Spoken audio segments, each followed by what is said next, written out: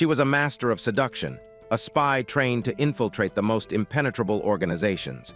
For years, she lived a double life, gaining the trust of a notorious assassin, the very man she was sent to destroy. Her mission was clear: uncover his secrets, report his every move, and bring down the most wanted hitman in the underworld. But everything changed the night her cover was blown. That night, the assassin, Minoru, returned home after a mission and greeted our protagonist, Ray, with a kiss on the forehead, apologizing for coming home late. Ray welcomed him back and asked about his mission, but Minoru dodged her questions and acted like she said nothing. This annoyed Ray, and she started complaining that he never gave her a straight answer. But out of nowhere, Minoru hugged her from behind, startling her. He told her that she was actually the one hiding secrets. Ray started to panic and tried to brush it off, but Minoru kept going, letting her know that he already knew the truth about her. Leaning in close, Minoru suddenly whispered in her ear, telling her that Ray wasn't even her real name. He then revealed her true identity, Miss Hero Naniko. Minoru didn't stop there. He pulled out a pocket knife and revealed that he already knew she was a spy. It was at that moment that Ray, now known as Naniko, realized she had completely failed in her mission. Minoru pushed her down onto the bed and told her not to move. Naniko was terrified, thinking he might hurt her, but Minoru calmly said he wasn't going to do anything bad. Nervously, Naniko stammered and asked when he'd found out she was a spy. Minoru told her he'd known for a long time. Thinking this was the end for her, Naniko started to say her last prayer silently, but then she noticed something odd. Lying there helpless, Naniko realized Minoru wasn't tying her up or anything of the sort. That only made her more anxious. Was he planning to torture her later? She figured her best chance was to escape, but as she tried to break free, Minoru gently covered her eyes and told her that resisting was pointless. He ordered her to give up and then whispered good night in her ear. Naniko braced herself, thinking this was truly the end. When morning came, Naniko woke up to find herself in Minoru's arms. He greeted her like nothing was wrong, which startled her so much she nearly fell off the bed. Minoru, noticing, asked if she was all right and patted her head before telling her to join him in the living room. As he walked off, saying he needed some coffee, Naniko stayed on the bed, completely confused about why she was still alive. She even wondered if everything from the night before had just been a bad dream. When Naniko finally went to the living room, Minoru pulled out his knife again and told her to come closer. Naniko was sure this time it was the end for her. But to her surprise, instead of ending her, Minoru had actually made her a 5-star meal. She cautiously tried the food and was blown away by how good it was. She complimented his cooking, and Minoru looked honestly happy to hear it. As Naniko ate, she kept a close eye on Minoru, wondering what he was up to now that he knew her secret. She couldn't figure out why he was acting so friendly and feeding her like nothing had happened. Still, she decided there was no way she was going to let Minoru win her over that easily. After the main course, Minoru smiled and offered to make her some French toast and ice cream for dessert. Getting annoyed by his unexpected friendly behavior, Naniko started to wonder if Minoru was trying to act like her perfect boyfriend or something. She called him by his name and asked if he'd always been this good at cooking. That's when the assassin casually dropped a bombshell. He said Minoru wasn't even his real name, and the person she'd been sent to spy on never actually existed. When Naniko heard this, she was furious. She shouted that their whole relationship had just been a silly game between two people pretending to be someone else. She mentioned her intelligence report, which claimed he liked airheaded girls, and demanded to know if that was fake, too. Minoru apologized and admitted that it was all a lie. Naniko was crushed. She couldn't believe that all the information she'd carefully collected turned out to be useless. Seeing how upset she was, Minoru tried to encourage her. He told her she was on the right track and that these experiences would help her do better in future missions. But Naniko admitted she couldn't afford to mess up. She explained, through a quick flashback, that she'd grown up with no family and being a spy was her whole reason for living. Failing this mission meant going back to the Association, which would be nothing but torture. For her, there was no such thing as next time. With a sad look, Naniko said there was no point in feeling sorry for herself since Minoru was going to murder her anyway, but even then, she didn't regret anything. Suddenly, Minoru did something completely unexpected. He got down on one knee. Stunned, Naniko asked what he was doing, but Minoru just took her hand and, without a word, proposed to her, saying he wanted her to be his wife. Completely stunned, Naniko demanded to know what Minoru was talking about. Minoru told her to think it over, then explained that if she went back to the association without any useful intel on him, they'd probably get rid of her without a second thought. Minoru then revealed that there was a way to keep her safe. She should become his wife. By marrying him, Minoru explained, she could tell the association that she'd succeeded in getting him to agree to an engagement, or what they called a marriage contract. With that, Minoru called Naniko his little spy and asked what she thought about his offer. Before she could answer, he reminded her that this was really her only option. Naniko hesitated, then nervously asked if his proposal wasn't even scarier than dying. Minoru looked at her with a cold stare, wondering if she was planning something else. To be sure she wasn't hiding any more weapons, Minoru suddenly reached for the band on Naniko's thigh, which caught her off guard. He pulled her closer and told her to take the thigh band off. Still confused, Naniko asked him why he wanted her to do that. Later, as they walked to the clothing store, Minoru apologized for messing up Naniko's clothes earlier and admitted he probably scared her. But Naniko pressed him, asking which part was supposed to be scary. Minoru awkwardly explained that asking her to take off her thigh band, especially since they hadn't even kissed yet, was definitely crossing the line. Naniko replied that the reason they hadn't kissed was because she had decided not to do anything inappropriate while undercover. Even as a spy, she said she sometimes slipped up and did things that could ruin her cover. Minoru just patted her head, and when she asked why, he smiled and said it was a secret.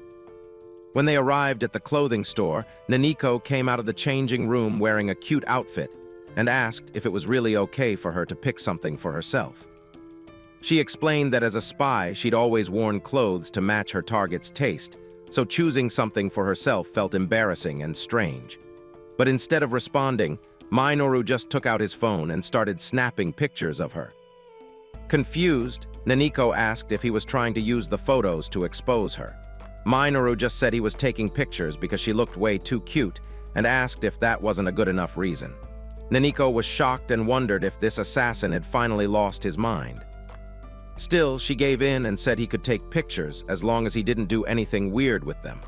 Minoru thanked her, grabbed her hand and pulled her along, saying he wanted to see her try on more outfits.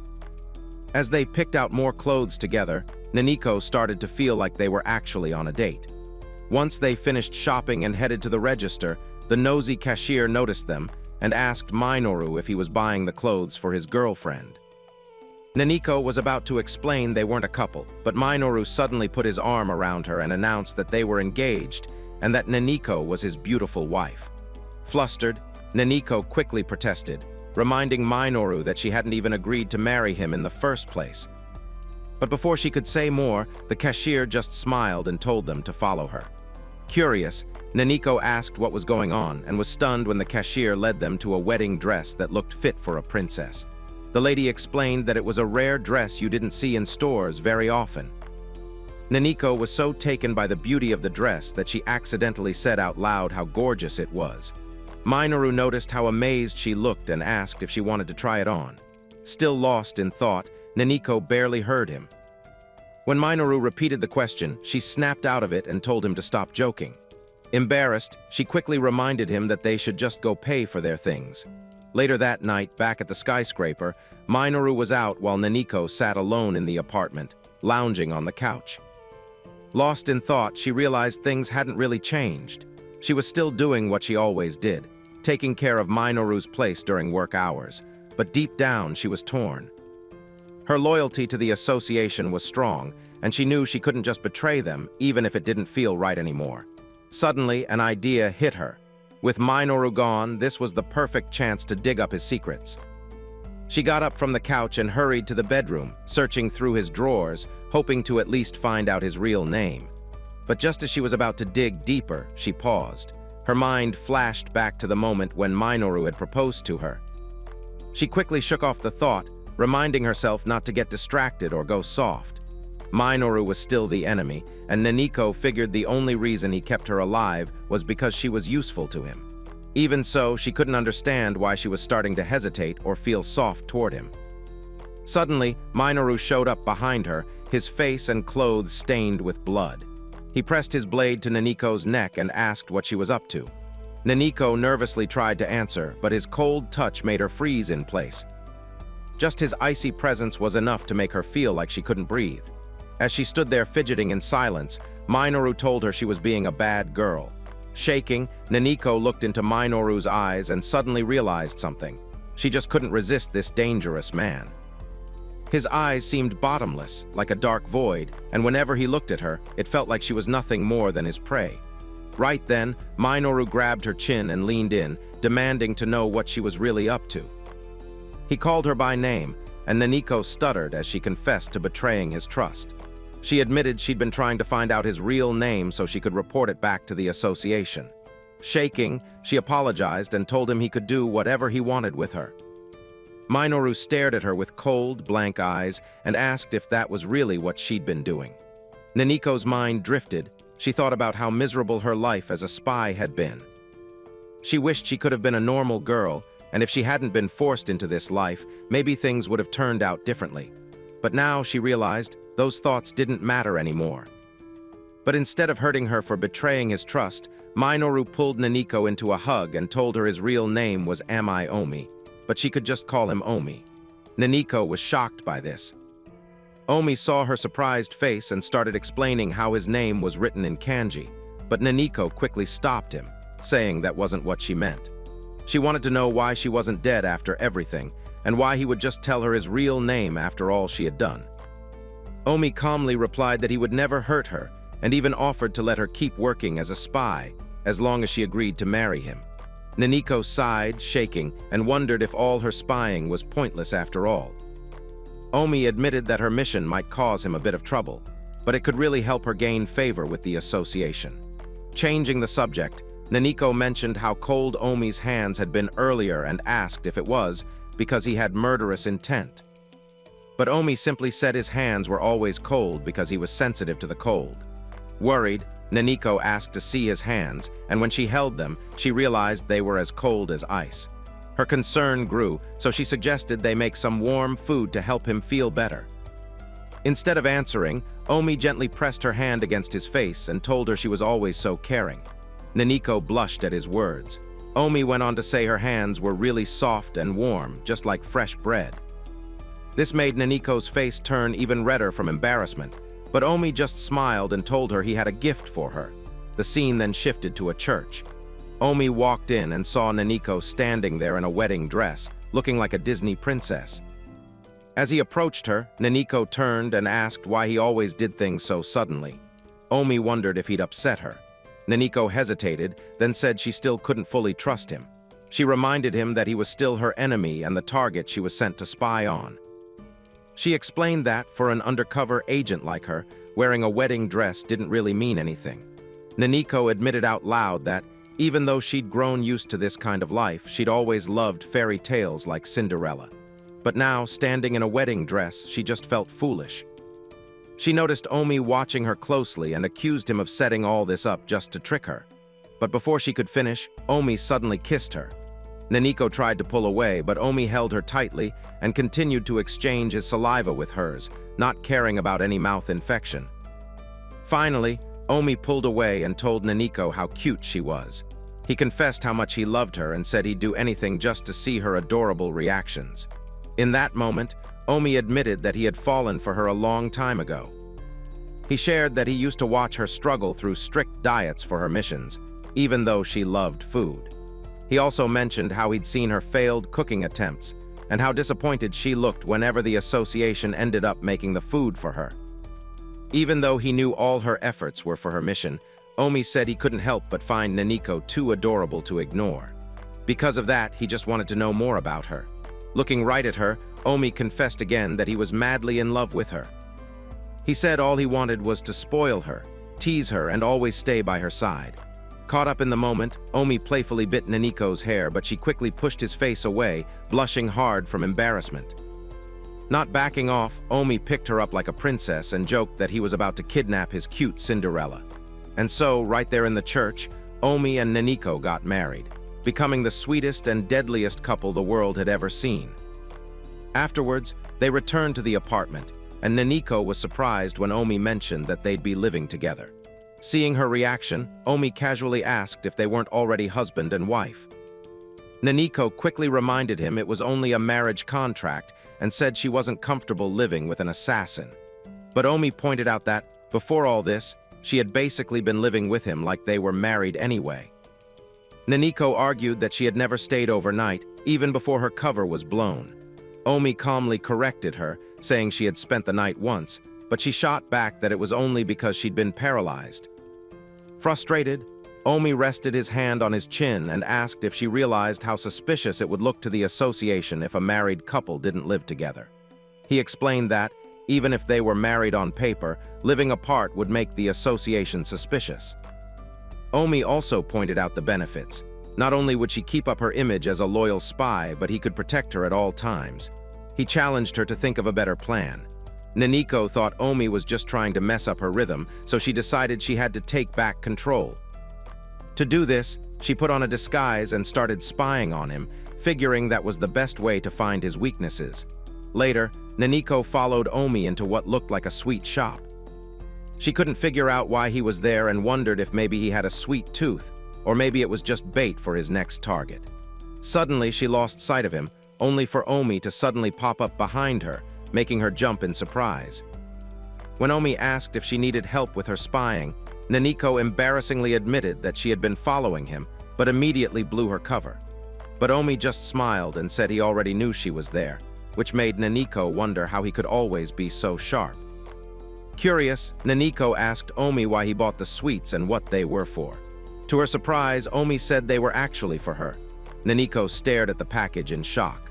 Omi, noticing her confusion, asked if it wasn't the kind she wanted, then mentioned he had seen her looking it up on her laptop.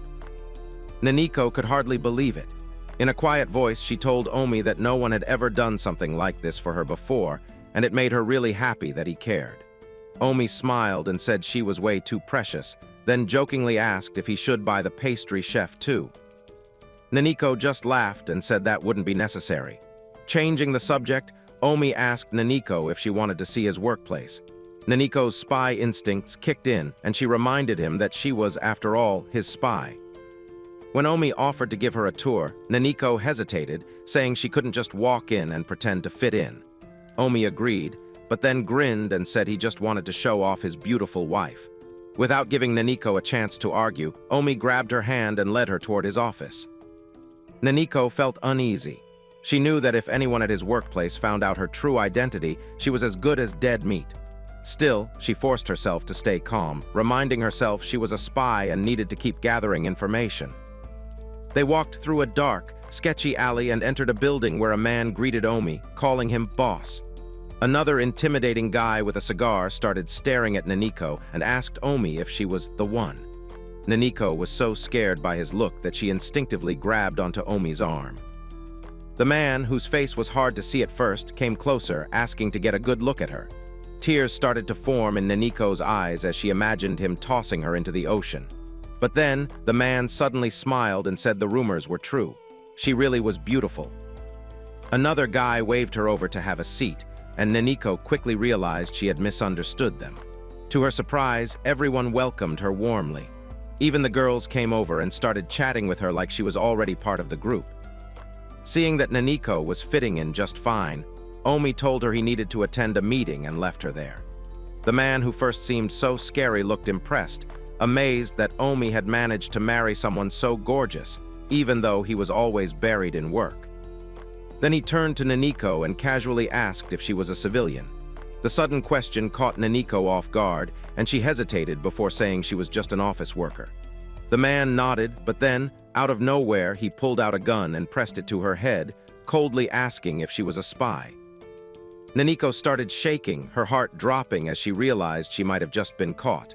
But right then, Omi rushed over, grabbed the gun out of the man's hand, and demanded to know if he'd lost his mind pointing a weapon at his woman. Naniko was shocked to hear Omi call her his woman. Omi then warned the guy not to ever mess with his wife again. Naniko stared at Omi, completely stunned by how protective he was being. Omi then pulled her into a hug and quietly apologized, saying he was sorry for leaving her alone and knew it must have been scary. Naniko looked up at him in surprise. He was still the same Omi she knew, but right now, his aura felt bold and protective. The guy quickly apologized, saying it was just a joke and the gun wasn't even loaded. Trying to lighten the mood, he grinned awkwardly and asked if they'd enjoyed their wedding night. Omi glared at him, then admitted, a bit embarrassed, that they hadn't had their wedding night yet. Naniko's eyes went wide at that. In her head, she was screaming that there hadn't even been a real wedding, let alone a wedding night. Soon after, as they were leaving the office, Omi apologized for how his coworker acted. Naniko shook her head and said it was okay, even though her heart was still pounding from what happened. Suddenly, it started pouring rain, so Omi took off his coat and held it over Naniko to keep her dry. When the rain got even heavier, Omi casually suggested they grab dinner and wait it out. Naniko was surprised. Omi then slipped his arm around her waist, waiting for her answer, but Naniko got flustered, shook her head, and insisted she had to get home as soon as possible. When they finally got home, Naniko stepped out of the bathroom with her cheeks still red, trying to calm her nerves. She kept thinking about that wedding night comment from earlier and muttered to herself that this was just a contract marriage and that there was no such thing as a wedding night. Still, the thought kept bugging her. That's when she realized she didn't have any spare clothes to change into inside. Suddenly, the door swung open. Omi walked in like a boss, towel draped over his head, chest out, six-pack on full display. He called out to Naniko and casually let her know the hairdryer was free to use. Naniko's eyes went wide when she saw Omi's ripped body. Her heart was pounding a mile a minute. She tried to make a quick exit, but the door was locked. Flustered, she stammered out a question, asking if he planned to do anything weird. Omi just smirked, his voice cool and calm, and told her he didn't plan on doing anything cultured. He even offered to call her a taxi so she could get home safely. Feeling relieved, Naniko nodded. But as she reached for the hair dryer, Omi stopped her and insisted on drying her hair himself instead. Naniko reluctantly agreed. So with that, Omi's hands started moving gently through her hair, making her cheeks turn bright red. The warmth and softness of his touch surprised her, and she quietly admitted that it felt nice and that his hands were gentler than she expected. Suddenly, Omi paused and quietly apologized. Before Naniko could ask why, he leaned in close, his voice barely above a whisper, and told her he wouldn't let her get away. Naniko's heart nearly jumped out of her chest as Omi gently pinned her to the bed and softly said that tonight would be their wedding night. Naniko froze, staring at him in shock as his words sank in. With a shaky voice, she reminded him that he'd promised nothing like this would happen. But Omi just leaned in even closer, a dark smirk on his face, and said plainly that all men were liars. The moment you show a weakness, he added, they'll jump at the chance to take advantage. Desperate, Naniko nervously protested, saying things like that weren't needed for their marriage contract. But Omi just laughed, sounding amused, and told her she was a terrible liar. With a sharp look in his eyes, he reminded her that they'd tricked plenty of people together, and now they had to make everything look as real as possible. Omi held her down gently, his eyes lingering on her as he commented on how pretty she was. Naniko froze, stunned by what he said. But Omi didn't stop there. He leaned in, kissed her neck, sending shockwaves through her whole body, and then softly whispered something about leaving a deep mark on her. Flustered and blushing, Naniko stammered out a question, asking why he was saying things like that. Her body felt hot, and she realized she couldn't resist his touch anymore. Her cheeks turned even redder as she nervously admitted that she had never done anything like this before. Just as Naniko was about to give in, Omi suddenly stopped, his face softening as he looked at her. She quickly asked him to wait, her voice shaky. To her surprise, Omi apologized and explained that he was only teasing her because she looked so cute. Naniko's eyes widened in disbelief when she heard this. Omi couldn't help but laugh at Naniko's stunned expression. With a playful smirk, he joked that she looked just like a newly adopted kitten, helpless and absolutely adorable. He hugged her gently, apologized once more for teasing her, and suggested they just forget about what happened and move on. But Naniko's shock quickly turned to anger, and she glared at him, demanding that he let her go. Instead, Omi hugged her tightly, apologizing again, but mischievously added that he wasn't ready to let her go because he hadn't enjoyed her company fully yet. Her mouth fell open in disbelief as he continued his teasing antics. With how Omi hugged her and continued to tease her, Naniko quietly grumbled that being held like this felt like a plushie being squeezed by a dog twice her size.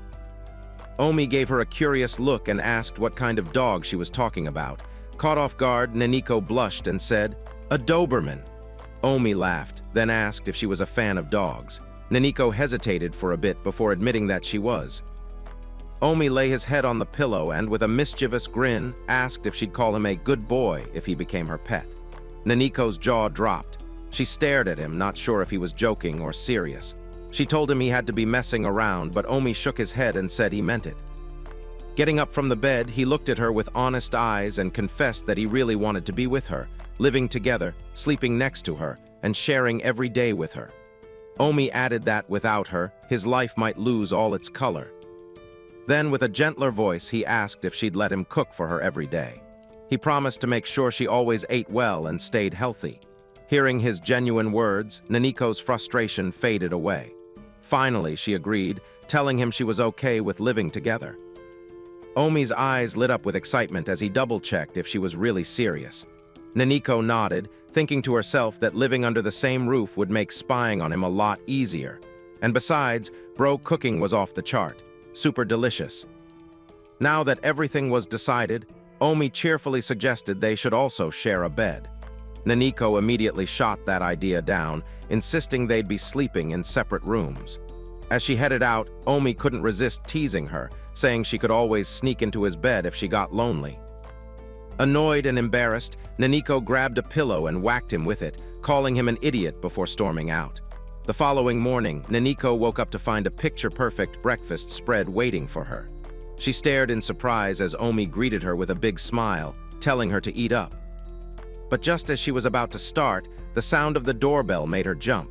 Naniko glanced at Omi, confused about who could be visiting so early. Omi calmly asked if she wanted to answer the door with him, and she agreed. Together, they opened it to find a strikingly handsome man named Canai who looked like he'd just stepped off a runway. The stranger greeted Naniko, casually calling her Miss Spy. Naniko froze, shocked that he knew her secret, then nervously demanded that he explain what he wanted and why he was there. Canai's sharp eyes locked with Naniko, prompting him to express his confusion over whether she living with Omi was due to some kind of scam or a secret mission. On their very first day living together, Naniko accidentally stumbled into trouble, which to her might prove that this whole cohabitation thing might have been a terrible idea. Turning to Omi, Naniko demanded to know who the heck Canai was. Omi admitted he wasn't sure, suggesting that Canai might be there to keep tabs on them. That made Naniko even more curious, wondering if she had really been that suspicious.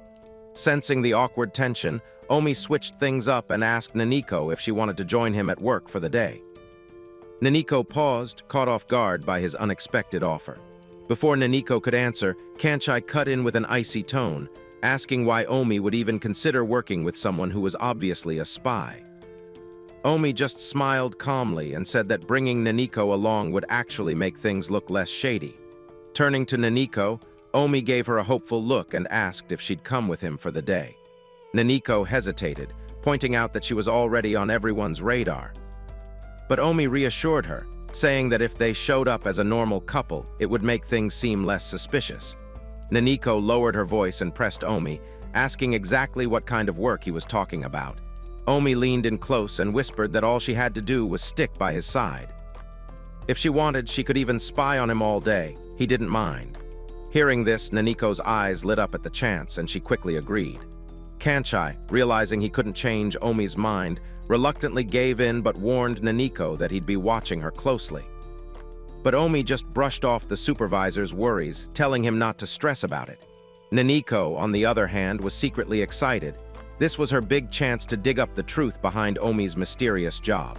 Later on, the three of them pulled up to a massive palace in a fancy limousine. Naniko was left speechless, completely blown away by the size and luxury of the place. The sheer size and elegance of the palace stunned Naniko, but what really caught her off guard was realizing that her marriage contract had made her look suspicious enough for them to send a watchdog to keep tabs on her. It hit her that whatever secrets she had about Omi must be pretty valuable if they were going this far. Naniko figured this might be her best shot yet to dig into their organization, and finally get the answers she'd been chasing. But once they stepped inside the event hall, Naniko took a look around and quickly got confused. She started to wonder why they were even there in the first place, only to find out that Omi's entire job was just to serve as security for the event. Annoyed by the news, Naniko immediately scolded Omi for not telling her the truth beforehand. Omi just grinned, admitting that he figured she'd probably refuse to come along if she knew the real reason. Naniko's annoyance only got worse when she remembered that Omi had bought her a pricey new dress just for this event. She told him she'd pay him back when they got home, but Omi waved it off, saying it wasn't a big deal. Still, something about the whole event just felt off to Naniko, and she couldn't get rid of that uneasy feeling. Feeling uneasy, Naniko ended up blurting out her worries, but Omi totally dodged the topic. Instead, he showered her with compliments, saying the white dress made her look even more stunning, and teasing that it made her backside look extra thick. He kept going, calling her the most beautiful woman at the party and raving about how the dress made her skin glow. It was so over the top that Naniko could only stare at him in disbelief, not sure whether to be flattered or suspicious. Omi grinned slyly and said he was honestly happy she came to the event with him. All the compliments made Naniko blush. Flustered, she called him a dumb assassin, but Omi just grinned wider. He admitted he'd picked out that dress on purpose because he wanted to see her wearing it. Hearing this, Naniko's face turned even redder, and she struggled to hide her embarrassment. Right then, Canai, who'd been quietly watching them, commented on how nervous Naniko was, saying she really did act just like a newlywed wife around her husband. Omi couldn't help but laugh, which only made Naniko scold him for finding the situation funny. Omi apologized with a shrug, but Naniko held her ground, saying she was supposed to be playing the role of his wife, not a spy. Omi simply smiled and told her not to worry, promising to handle everything from here. Omi pointed at a nearby table filled with tasty-looking food and nudged Naniko to check it out. She looked over and admitted she'd always wanted to try that kind of food but hadn't gotten the chance before. Out of nowhere, Omi leaned in, told her to open up, and fed her a bite. Naniko was surprised and hesitated for a moment, but finally gave in and enjoyed it. When she said it tasted great, Omi was clearly happy and started eagerly telling her about other flavors, insisting she give those a try too. Omi kept feeding Naniko, which made her feel even more embarrassed. Eventually, Naniko spoke up, telling him she could eat by herself. Omi just smiled at her and pointed out that she had some cream on her face. Before Naniko could wipe it off, he leaned in and gently cleaned it for her, making her blush even more. While at it, his lustful gaze met hers, and for a second, Naniko found herself questioning if Omi had suddenly forgotten the reason he was at the event, and had chosen to preoccupy himself with satisfying his own desire to spoil her. Her face immediately reddened as the weight of the situation sank in. Deep down, Naniko had it in mind that if their sham of a marriage was discovered, it could cost her life. But inasmuch as what Omi was doing would make them look more like a couple, it was really embarrassing doing it in front of so many people. Naniko couldn't take it anymore. She burst out, telling Omi to cut it out and that he should save this kind of thing for when they were alone. Her face was burning red from embarrassment as she scolded him right there at the party, hoping he'd finally chill out with the public affection. Meanwhile, Canai, who was standing nearby, watched Naniko's awkward behavior with Omi very closely. He seemed extra interested, silently taking note of every little thing she did around her husband. When Canai couldn't hold back anymore, he asked Naniko if she and Omi were a normal couple before they got married. The question made Naniko anxious, but she forced a nervous answer, saying yes. At that moment, Naniko realized Canai was starting to get suspicious about everything. To make their marriage seem real, Naniko started flirting with Omi and even asked if he wanted a drink. Omi noticed how playful she was acting and totally misunderstood, thinking she was only behaving that way because Canai was around. Still, he decided to keep quiet and just watch what would happen. A little while later at the party, Naniko stepped out onto the balcony to get some air. She was feeling worn out by everything that was going on. She had tried so hard to convince Canai that she and Omi were actually a real couple, but it looked like he still wasn't buying it. So she decided to stop pretending for a while and just take a break. Suddenly, Omi showed up behind Naniko and quietly complained in her ear that she was giving Canai more attention than him. Naniko was startled by his sudden appearance and quickly scolded him for sneaking up on her when she was just trying to relax. When Naniko turned to face Omi, she noticed a strange expression on his face, prompting her to wonder if that was the look of jealousy. Before she could figure it out, Omi suddenly grabbed her by the waist and said that, since they were married, he just wanted her to focus more on him. With lustful eyes, Omi told Naniko that tonight he couldn't stop thinking about how beautiful she looked. He kissed her on the chest and begged her to forget about every other guy and pay attention only to him. Naniko was shocked. It was rare to see Omi this jealous, but she secretly thought it was kind of cute. Out of nowhere, a gunshot was fired in their direction. Omi reacted instantly, moving like a trained assassin. He grabbed Naniko by the waist and shielded her as the bullets smashed into the window behind them. Canai came running out to the balcony, asking if they were okay. Without waiting for an answer, Canai quickly told Omi that things were getting out of control inside and reminded him that their job was to handle the situation. Omi picked up Naniko and told Canai he understood. Omi set a scared Naniko down in a nearby garden and begged her to stay there and wait for him. He told her to call him right away if anything happened. Without wasting any time, Omi slipped on his black assassin gloves. Canai then tossed him a blade, which Omi caught in style. As Omi headed toward the castle entrance, he said it was time to get to work. Meanwhile, Naniko stayed hidden in the garden, terrified. The only question running through her scared mind was who these people were who attacked the venue. Could they have something to do with Omi's criminal organization? Curious, Naniko decided to sneak back up to the balcony for a better look. It was the perfect chance to spy on what was happening. From her new spot, she was surprised to see Omi fighting in a way she had never seen before. Not once during all their time they pretended to date. Omi took down every member of the rival group and was the only one left standing. Naniko's eyes went wide with shock. The Omi she was watching was nothing like the one she thought she knew. From her spot, she saw Omi stab one man on the ground, then move on to another.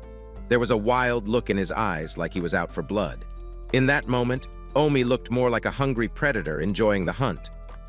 It was a total bloodbath, but even though she shouldn't have, Naniko found herself enjoying the scene. Watching how ruthless Omi was just now, Naniko finally realized that if Omi ever wanted to, he could have taken her out in an instant, without even breaking a sweat. A few minutes later, Omi appeared on the other side of the window and told Naniko that everything was finished. Smiling, he also mentioned that she had some leaves in her hair. Naniko was shocked to see him, but somehow his smile always made her feel calmer. When Naniko nervously asked about the men lying on the ground, Omi assured her that he hadn't sent them to their makers just yet. She took in his answer and realized how odd it was to be asking an assassin that kind of question. Omi then told her it was time to go, and Naniko quickly followed him toward the exit. But then, one of the wounded men on the ground suddenly grabbed a gun and fired at them. Omi reacted instantly, jumping in front of Naniko to protect her from the bullet. Naniko was frozen in shock, barely able to process what just happened. She saw that Omi had been shot while saving her, and she was so stunned she couldn't even speak. Before the attacker could shoot again, Omi quickly fought back and shot the guy in the chest. With the danger eliminated, Omi managed to apologize, even though he was clearly shaken. Trying to sound calm, he asked Naniko if she was okay or scared. But Naniko, still nervous as hell by what she had just witnessed, reminded him that he was the one they should be concerned about, pointing out the gunshot wound to his stomach. But Omi brushed off her worry, saying the wound was just a scratch. He led her to a nearby limo and told her to leave, explaining that he needed to stick around and deal with the rival gang. Naniko was more worried about him and wanted to stay and help, but Omi firmly told her to go home for his sake. He said he cared more about her safety and promised he'd come back to her soon. As Naniko sat in the car, her heart was heavy with worry for Omi. His injury looked serious, and even though their marriage was just a contract, the thought of him dying made her feel uneasy. As a spy, she knew she wasn't supposed to care if he lived or not, but deep down, she knew that wasn't true. She couldn't stop worrying about him. The way he protected her from the rival gang kept replaying in her mind. Deep down, she knew that if she hadn't been there, Omi could have avoided getting shot. She felt like his injury was her fault. Naniko wondered what she would do if Omi didn't come back. The thought bothered her, but all she could do now was wait. She realized she hadn't even thanked him for saving her, but told herself that if he came back, she'd make sure to thank him right away. Suddenly, the car stopped, and Naniko stepped out into the rain. She saw a man in a black suit holding a black umbrella and immediately thought it was Omi coming toward her. She felt a wave of relief and hurried over to ask about his injury, but stopped when she realized it wasn't Omi. It was Canai. With a cold look on his face, Canai walked up to her and said he was glad she was finally alone. He grabbed her and pressed a gun to her neck. In a low, threatening voice, he accused Naniko of trying to take out Omi during the chaos. Naniko tried to speak but couldn't find the words. Canai went on, telling her that, just like he planned, he was now going to get rid of her. Canai's voice grew even colder as he called her Miss Spy and told her to confess her real objectives. He said if she did, he might actually let her live. Canai kidnapped Naniko and locked her inside Omi's apartment. But Naniko couldn't stop wondering about his real reason for taking her. If she was really his target, why bring her back to this place? She also noticed he hadn't tied her up, probably because he knew she couldn't win against him in a fight. Naniko gathered her courage and finally asked Canai why he had kidnapped her. Canai answered coldly, saying his plan was to get rid of both her and Omi to make sure their organization's secrets stayed safe. He explained that she had become a problem, and even though he was sure Naniko was a spy, the bigger issue was that Omi was going soft on her and acting like a useless simp. So he would just have to deal with them both. Naniko immediately denied being a spy, but Canai still didn't believe her. He pointed out that she had said that before, but her actions always seemed suspicious. He told her that his gut feeling was still warning him that she was a spy. But then Canai offered Naniko a deal. He said that if she told him everything she knew, he might let her go. Canai demanded that Naniko share information about the group she worked for and explain why she was after Omi. He promised not to shoot her if she talked, but warned her seriously that if she kept quiet, she would see Heaven's Gate in a matter of seconds. With Canai's gun aimed at her head, Naniko's mind was spinning. She wondered if he would really let her live even if she told him everything. But if she gave up her organization's secrets, she'd also be betraying Omi, who had just risked his life to save her. Naniko knew that either choice was bad for her. She was frozen with fear, unsure of what to do. Suddenly, someone walked into the apartment, calling out for Naniko. She turned and saw it was Omi. Canai quickly stood up and moved toward Omi, planning to finish him off, ignoring Naniko's desperate cries for him to stop. Canai told her this was the perfect chance to take out Omi while he was weak, and coldly added that she would be next. Fearing for Omi's life, Naniko shouted for him to run. But to her utter surprise, Canai just greeted Omi instead of attacking. Naniko was completely stunned, her eyes wide with confusion, wondering what in the Tyler Perry was going on. Omi walked in and casually told Naniko he was home, while Canai playfully smacked him on the head, scolding him for taking so long to show up. Naniko stared at the two of them in disbelief and told Canai he shouldn't be hitting someone who was already hurt. Raising her voice, she demanded to know if Canai planned to get rid of them now that they were both there. But Omi tried to calm her down with a gentle voice. Then he dropped a surprise. He said Canai's real name was Setsu Tsukihi and explained that he had actually asked Setsu to protect her. Now even more confused, Naniko confronted Canai, now called Setsu, about all the threats he'd made earlier. But Setsu just shrugged and admitted he was lying. Omi asked if Setsu had bothered Naniko, and Setsu said he hadn't, but admitted he was still suspicious of her.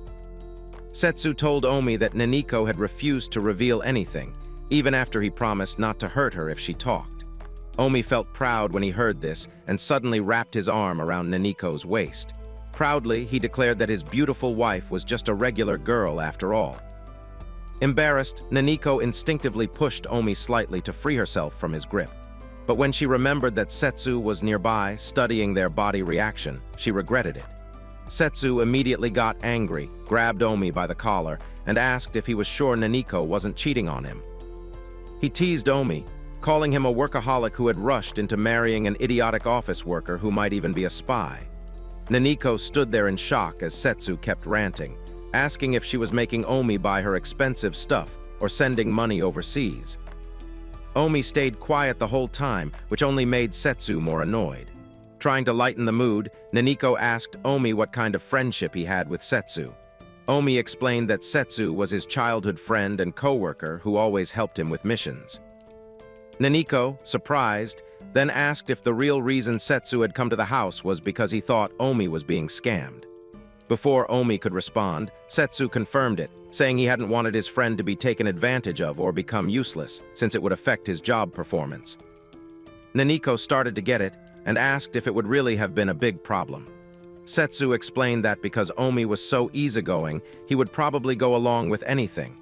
Even if Naniko was a spy, Omi might still accept her.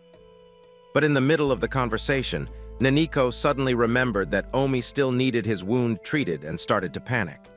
Omi just laughed quietly, while Setsu pointed out that Omi hadn't complained about the pain at all. Setsu said he would go find a doctor, but made it clear he was still suspicious of Naniko. Before leaving, Setsu handed Naniko a bag. At first, Naniko was terrified, thinking it might be a bomb. But when she finally opened it, she was shocked to see it was just a wedding gift. Feeling touched, Naniko said that Setsu was actually a nice guy. Omi smiled and told her to try getting along with him. Just then, Omi winced in pain as his wound started to hurt and let out a groan. Naniko quickly helped him sit down and began to bandage his injury. As she worked, she joked that she was surprised he even had a friend, since he always acted like such a loner. She added that she had thought Setsu was just some stranger sent to keep an eye on her. Omi admitted that he was just playing along with Setsu, thinking it would be easier to convince her if she believed it was just a job. Naniko, tying off the bandage, gently suggested that Omi should stop acting cold towards Setsu and adopt a softer approach. Hearing this, Omi looked at her and softly declared that the only person he ever wanted to be affectionate towards was her. Naniko's cheeks instantly turned deep red as soon as those words left Omi's mouth, leaving her completely speechless. Naniko asked Omi what he meant by that, but then took a moment to thank him for saving her and apologized for the injury he got while protecting her. But Omi brushed it off and told her not to worry, saying he was used to getting hurt. Before Naniko could say anything else, Omi asked if she would give him a hug as a reward for saving her, saying it would help him feel better. Shocked, Naniko hesitated and started to walk away, but Omi quickly backtracked, saying it was just a joke and asked her not to leave. Naniko then stopped, held out her arms and said he could have a hug, but only this once. Omi lit up with excitement and opened his arms wide, leaving Naniko a bit stunned. She told him she'd rather hug him from behind, but Omi insisted he'd feel much better if she hugged him from the front and said she had to do it that way. Left with no other choice, Naniko reluctantly agreed. Naniko's face turned red, but she told herself it was okay to hug him this way. Omi wrapped his arms around her waist and pulled her close, making her even more nervous. Noticing how shy she was, Omi asked her to lift her head, and when she hesitated, he teased her, asking if she was refusing. In an innocent voice, he said he wouldn't be able to recover unless she gave him his reward. Her face got even redder, and she finally gave in to his request. Omi looked really happy and said he felt much better now. Naniko told him to stop saying weird things, but Omi joked that he might die from happiness. Embarrassed, she told him again to stop saying such strange things. When Omi mentioned he could hear her heartbeat, Naniko got flustered and snapped back that, of course, he could since he was so close to her. Omi agreed she was right, then kept complimenting her, which made Naniko feel even more awkward. Seeing how affectionate Omi was being, Naniko couldn't help but think about how strange it was. A spy like her being looked after by an assassin. Trying to keep her emotions in check, Naniko told him to sit still and wait for the doctor. Omi nodded and agreed. But then Omi questioned if he could ask her a question. Naniko hesitated for a bit before inquiring about the question. Omi leaned in close, whispering in her ear, asking if, when she shouted for him to run away earlier, she really meant to protect him. Naniko looked confused, not remembering when she said that, but Omi revealed that he had heard it when he entered. Omi also pointed out that, even when Setsu threatened her earlier, she hadn't given up any information. Naniko, surprised and embarrassed, explained that she was just panicking at the time and couldn't say anything. It wasn't because she was trying to be brave or anything like that. Omi nodded, lay back down, and remarked that since she still had spy work to do, She could always threaten him with a gun or worsen his injuries to interrogate him. He promised to respond to any question she asked. Naniko looked at him in confusion and asked what he was even talking about. Omi gently took her hand and said since he was weak, he wouldn't be able to stop her if she wanted to act like a real spy. He offered to divulge all the information her organization desperately wanted and asked if she would go through with it. Instead, Naniko worriedly apologized, acknowledging the immense pain he was in, and admitted that she couldn't bring herself to act like a spy in this situation. In the end, Naniko felt helpless and confessed that she had always felt lonely in her organization. She recognized that she was nothing more than a disposable pawn on the chessboard that could be easily replaced by her organization when she was no longer useful. In a society where everyone acted solely for their own benefit, she found herself shaken that someone had actually saved her life. It was new and unexpected for her. That was why she had thought of protecting him in that moment, and the very reason why she couldn't allow herself to let him die from his injury, even though he was her target. Suddenly, the doorbell rang, breaking the tension in the room. Naniko quickly got up, thinking it was the doctor, and insisted Omi needed help right away. But before she could open the door, Omi put his hand on hers to stop her. He surprised her by confessing that he loved her deeply. He told her she had no idea how much it meant to him that she opened up about her real feelings and said she was being unfair to him. As the knocking got louder, Naniko kept insisting that Omi let the doctor treat his wound. But right then, Omi suddenly asked her something unexpected. He wanted to know if her troublesome boss had ever protected her. Surprised by his question, Naniko started telling Omi everything she knew about her boss, including the details she was supposed to find out about Omi's background and weaknesses. Then she asked him what he had done to make her organization target him. But instead of responding, Omi suddenly moved closer and planted his lips on hers. Naniko's face immediately turned crimson, stunned by the abrupt gesture. After the sudden kiss, Omi pulled back and proposed a deal. He said his hands might be dirty, but he had no choice but to force her into a marriage contract with him, even after knowing she was a spy, because he loved and cared about her too much. He called her his Cinderella and then said he would reveal all his secrets to her, but only if she let him do whatever he wanted to do with her that night.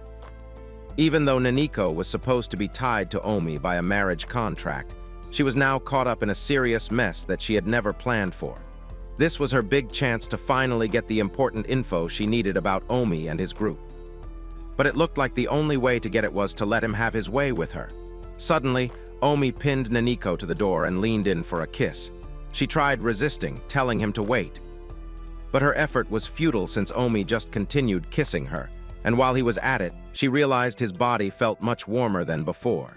She also realized that as much as she tried to resist, she just couldn't even if she wanted to. Her breathing started to grow shallow from the forced kiss, but fortunately, Omi stopped for a moment and called her a good girl. Naniko quickly told him he was being too rough, but Omi just said they should kiss even more.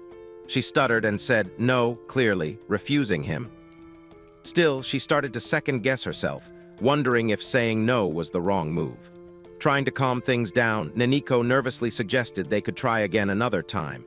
But Omi was already lost in his own desires and pulled her even closer, grabbing onto her ginormous airbags. Naniko was stunned, and her face turned bright red. She told him his hands were somewhere they shouldn't be. Omi just smirked and said whatever he was holding felt extra big and soft. Feeling embarrassed, Naniko nervously protested, saying she didn't want to hear such comments. But then she noticed that his hands were cold and mentioned it. Omi suggested she warmed his hands with her body, but Naniko quietly begged him to let her go. But even as she resisted, she couldn't help but feel his body heat, despite the chill of his hands.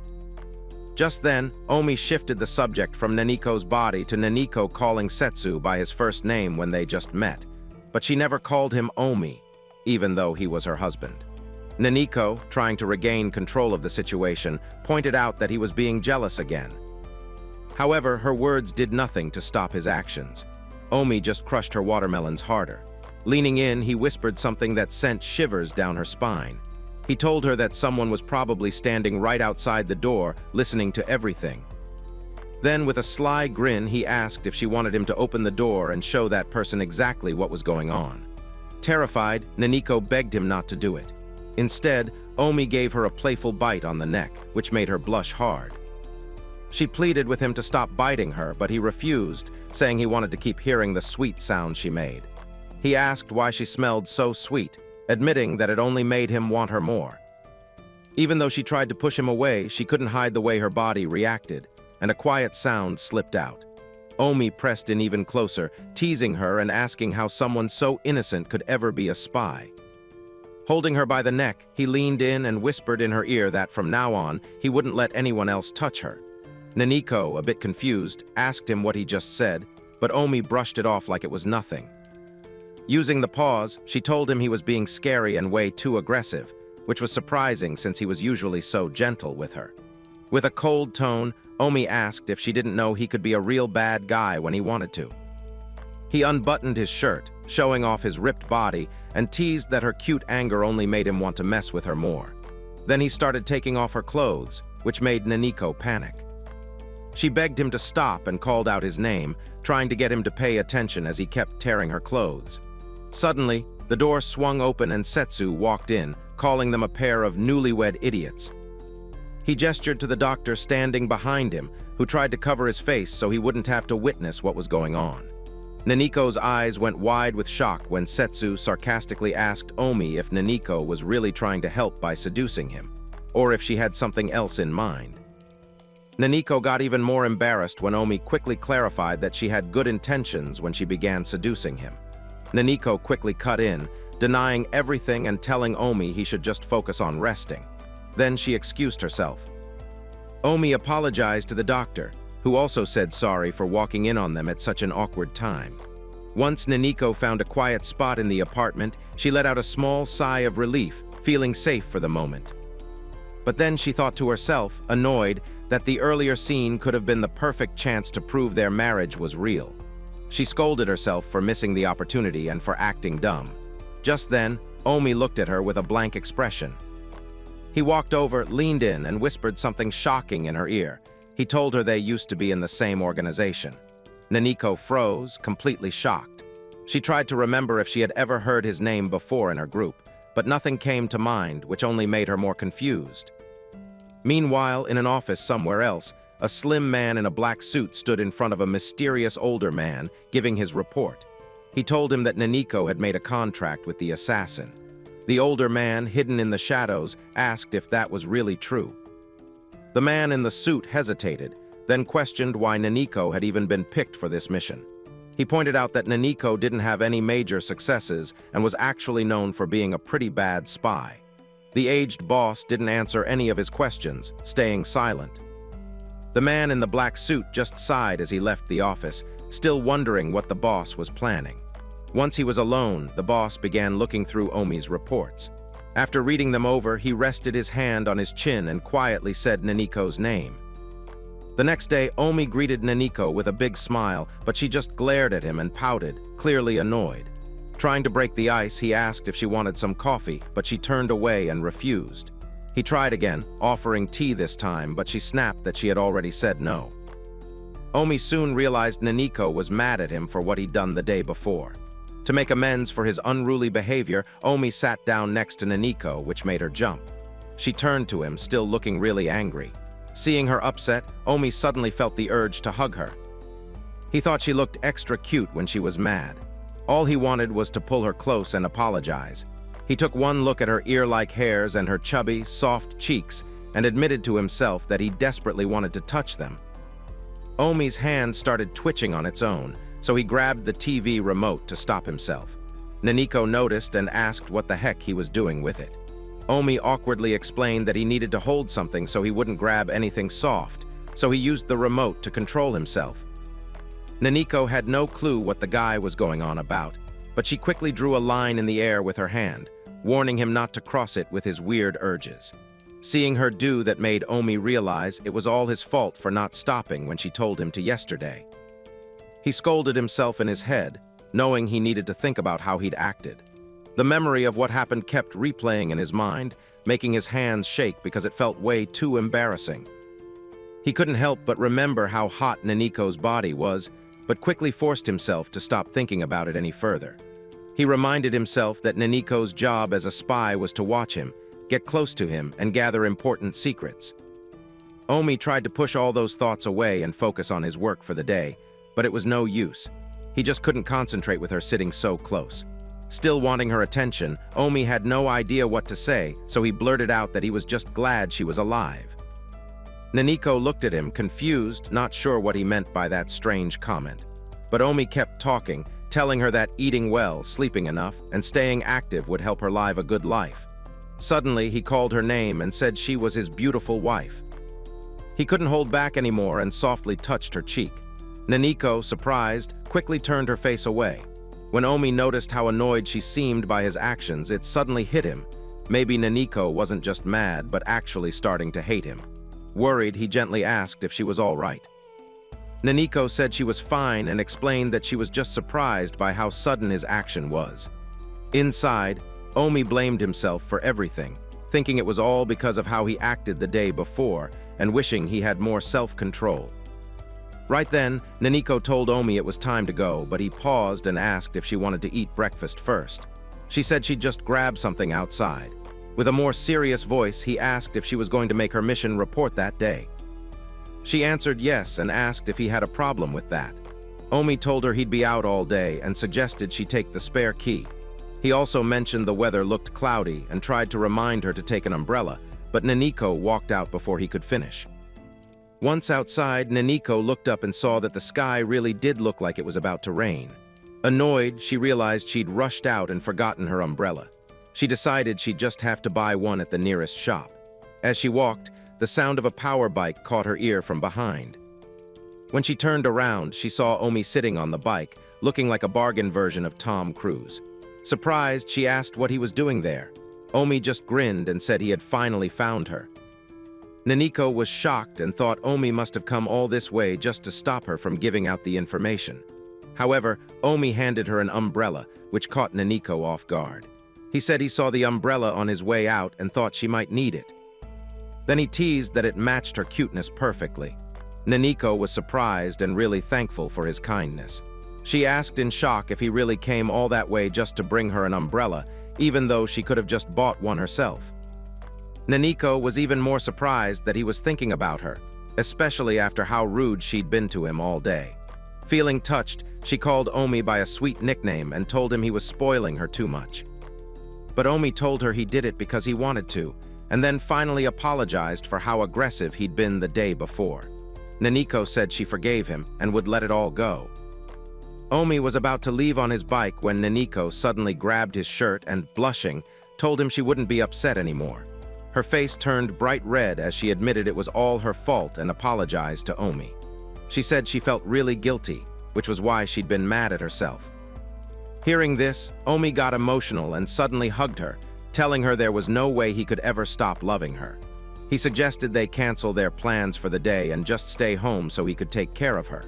He promised to feed her all sorts of tasty food until her stomach was totally full. Even though Naniko liked the idea, she reminded him that she still had to go to work. Omi agreed, but offered to give her a ride to the organization on his bike.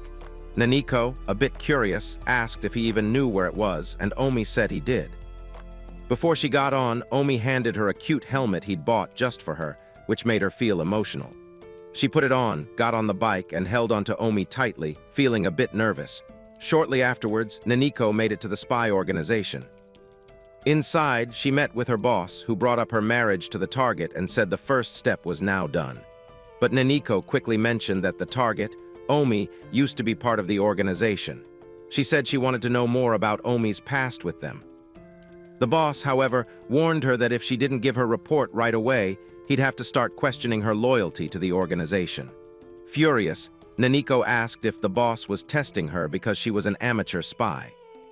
The boss responded, reminding her that her target was a dangerous individual, and then warning her not to let her emotions take over her heart just because they were temporarily married.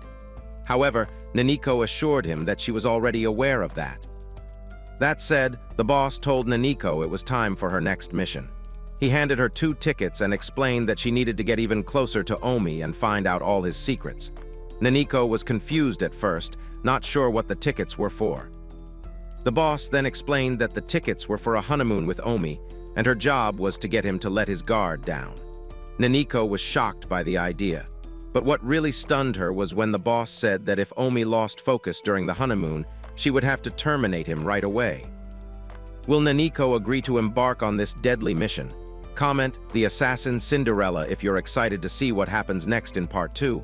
If you enjoyed the story, smash that like button, and don't forget to subscribe to the channel for content like this. As always, thanks for watching.